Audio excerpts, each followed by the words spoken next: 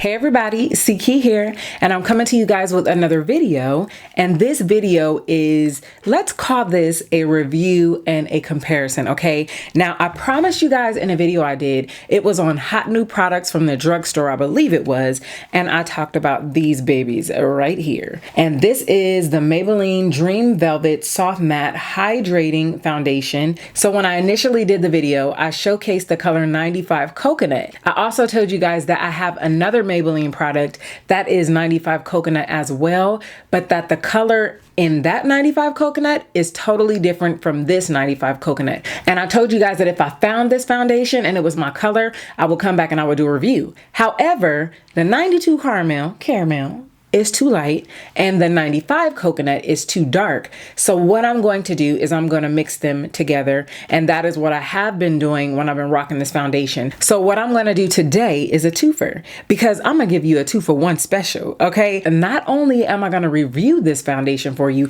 but I have been watching some videos, you guys, because you guys know I like YouTube too. I like to do it and I like to watch it. So I saw some videos and they were comparing it to the Tarte Amazonian Clay Foundation. I wanted to do a side-by-side comparison to let you guys know if it is in fact a close enough dupe to call it a dupe. The first thing I'm going to do is I'm going to apply this Pore Eraser Base from Lancome. It reminds me of Benefit Professional, so I don't like that about it because I don't like that silicone feel. I told you guys on Snapchat that I guess I'm crossing over because it does such a good job at eliminating pores. So it's like, hey, I'll deal with the silicone feel a little bit if it minimizes pores. So I have tried the Dream Velvet Foundation with the Nivea Aftershave Post Balm as a primer, and I don't really think they work well together. The next thing I do before I apply the foundation is I'm going to use MAC's Pure Orange Concealer. I usually mix this with the LA Girl Concealer in Fawn so that it's not as orange. It becomes more of a salmon color, but because I don't feel like doing that today, I'm not gonna do it today. So there is the coconut and there's the caramel together. Now I wish the caramel had a little bit more yellow in it, but we're gonna work with it. So I don't know what side you guys guessed, but this is gonna go on my left side. And I am going to use a buffing brush by Real Techniques.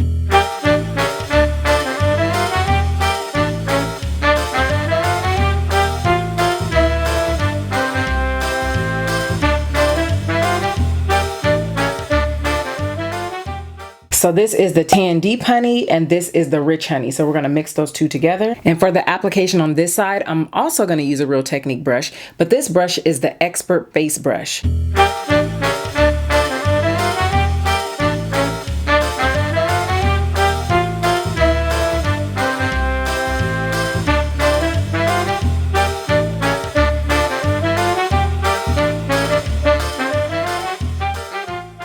Let me just blend this out a little bit. So now what I'm going to do is I'm going to use the Maybelline Better Skin Concealer on both sides as I would normally. And I'm going to also use the Sacha Buttercup powder to set that.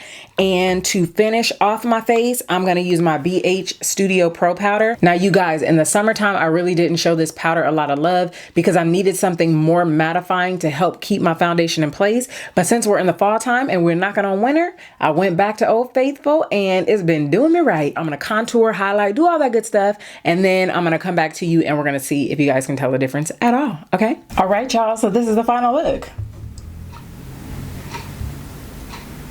Can you tell the difference? Now let's talk about this, okay? Because I want to give you my pros and cons of this foundation. All right, so I'm back. Let me hide that little mic. But you guys, per your request, you asked me to move the microphone up and you said you did not care if you see it. So it might help that I have on black, but hey, y'all told me to do it. This is like my third time filming today because if you follow me on Snapchat, I showed you guys that I got a new microphone. It's a defective microphone. I'm like, this baby's going back. So I got that Old Faithful out. It's not really old because it's kind of new too, but you get the picture. So woosah. But it kind of worked out, okay? So you have to look for the positive in everything. And so the positive that I'm taking out of this is at least I've had the foundation on for a couple of hours longer, okay? And I'm really gonna try to cover all bases because I feel like I talked about this like 50,000 times already. So I don't want to miss anything. Gotta catch my breath because I've been talking a lot.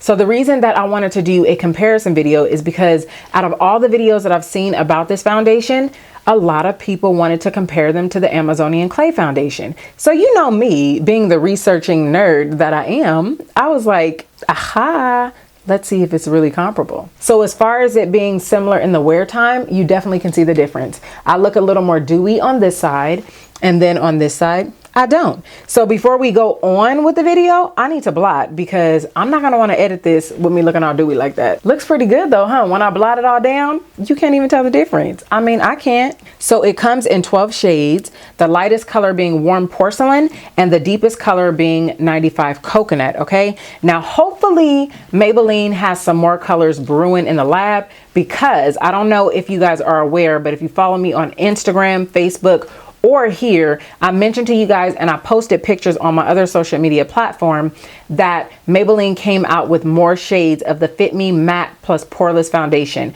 They have deeper shades and they have lighter shades. So that means that they are listening to us. So if they don't carry your shade, whether you're the lightest of the light or the deepest of the deep, you guys, please be aware that as a consumer, myself included, we have a voice, okay? So hit them up on Twitter. Hit them up on Instagram, email them, or I'll take it a step further.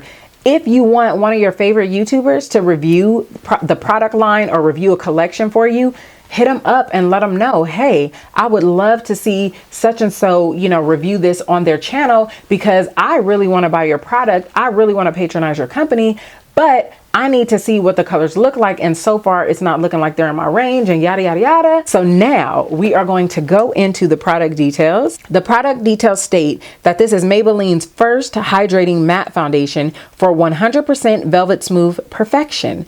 It's a unique gel whipped formula ideal for normal to combination skin. And it has medium coverage.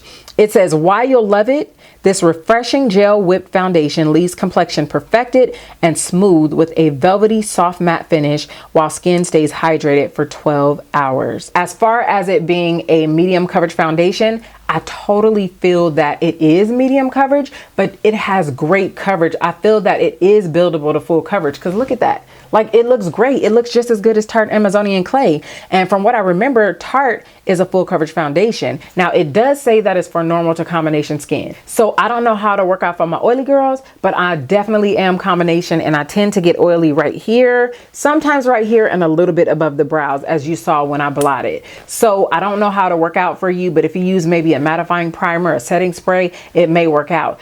But as far as it being creamy and velvety and all that and gel whipped and cooling and refreshing and all that good stuff, that is all true. I'm telling you, I think that is why when I applied it to the face, that's why it instantly reminded me of the Smashbox Camera Ready BB cream. Because, you know, a BB cream has that light consistency, that fresh, you know, that refreshing, that cooling sensation when you apply it. And so I'm guessing that's why it reminded me of that. And then once the Smashbox BB cream is set, it gives you like this velvety finish as well. Now, it is hydrating when you first put it on. It does feel very hydrating, but it also states that after 12 hours, you still feel hydrated on your skin. Now, for me, I wore this yesterday and I wore it for probably, I want to say maybe 7 hours or so. And at the end of those 7 hours, I'm like, I want to get it off because it begins to feel kind of, you know, how you get that feeling like you got just like a cake of makeup on your face and you just want to get it off. That's the feeling I get after so long. But that happens with other foundations too. So I'm not going to say that that's like uncommon. All right. So the next thing that I want to tell you guys about this foundation is, I'm not going to say that it is not transfer resistant, but I will say that it doesn't give as much transfer as some other foundations that I've used. When I hugged somebody also, it wasn't like a whole bunch of foundation on their shirt. And I was like, hashtag winning. Yes. And so that's a good point about it. And then also, I think that it really can stand up to high-end foundations. Look. I mean, you're looking at it. I wish that they would come out with not only deeper shades, but in between shades as well. This is the 92 Caramel.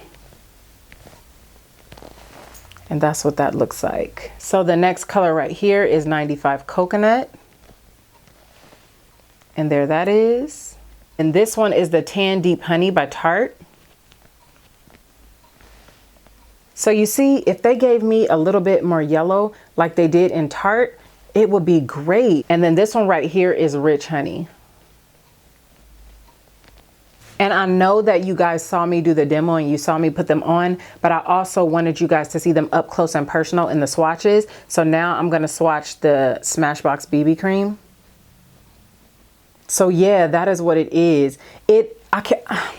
I think the reason that I want to compare them is because the caramel and this one is so similar, and the feeling when you apply it to your face, it feels like that of the Smashbox BB cream. So that's why I had to include the Smashbox BB cream in this, because it does have similarities as well, especially that cooling sensation and how you can just apply it and how it spreads on your face, but it's not the same. So I definitely wouldn't consider it a dupe of the Smashbox, but I would say that the consistency and the finish is very close to Tarte.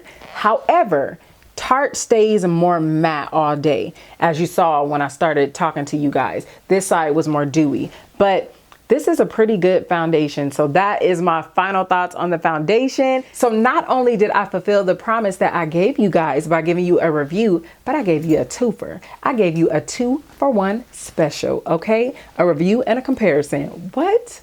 Yes. If you like this video, don't forget to thumbs up. So you guys have an awesome, blessed day, and I will see you sooner than you think.